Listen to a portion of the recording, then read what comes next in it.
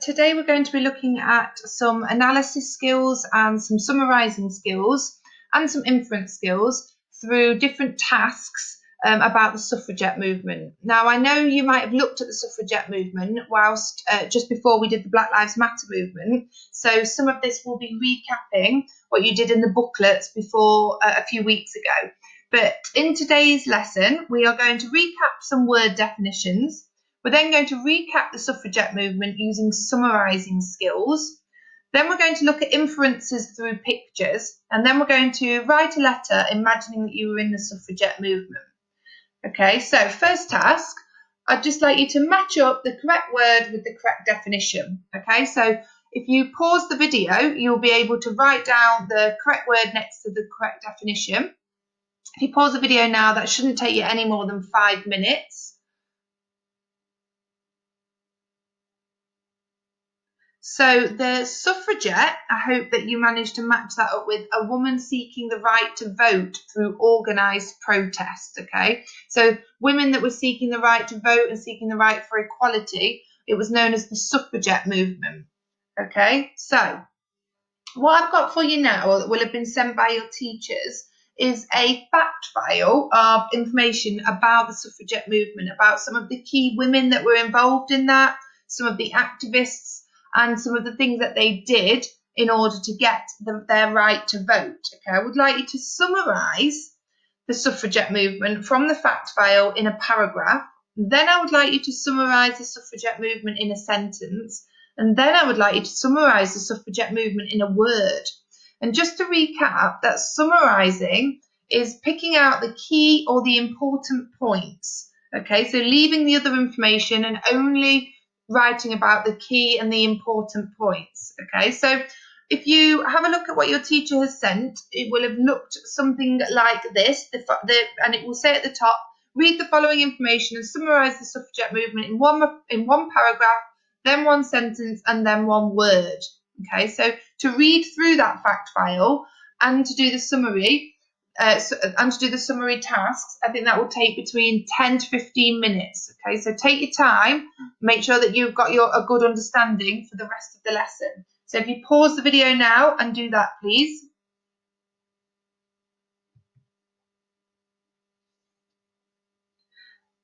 Okay, just to further recap the suffragette movement, there are 3 tasks on this slide. Okay, there's a challenge, a more challenging, or a mega challenging.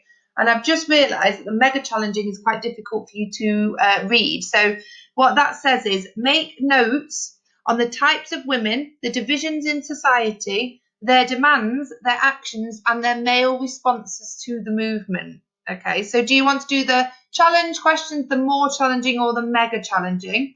And like I say, the mega challenging makes notes on the types of women, the divisions in society, their demands, their actions, what they did, and what male responses were to that. Okay, so just again, recapping and consolidating knowledge that you will have or may already know, but we do need it for the rest of the lesson. So if you pause this video here and have a go at either challenge, more challenging, or mega challenging. So the women's suffragette movement was a long fight to win the right to vote and equality. It moved on from just the right to vote for women in the United States, in the United Kingdom, and then other countries joined in too.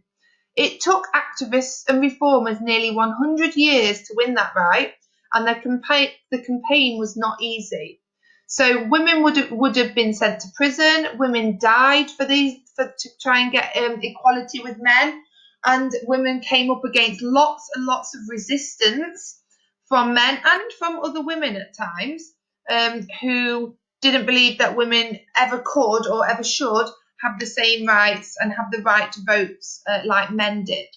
Okay, so to consolidate what we've learned so far, what I would like you to think about is on your sheet of paper or in your book, I'd like you to write then and now. What was life like for women before the suffragette movement compared to now? So we really want to be looking at what the suffragette movement managed to do for women. What did they manage to achieve?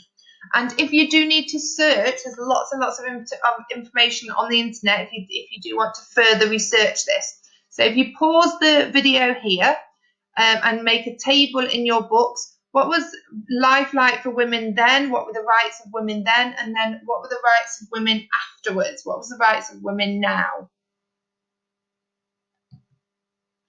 Okay, now we're going to look at our inference skills. Okay, so we're going to do that through looking at pictures.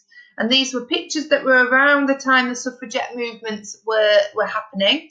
And there are some questions on the right-hand side. So first question, what is this picture saying about what will happen if women get equality with men? So have a look at the three women at the top, and then have a look how men feel like women may start behaving in the bottom picture if they get the same rights as men, or if they achieve the same the suffragette movement. That's what some people may have thought women may become like in the bottom picture.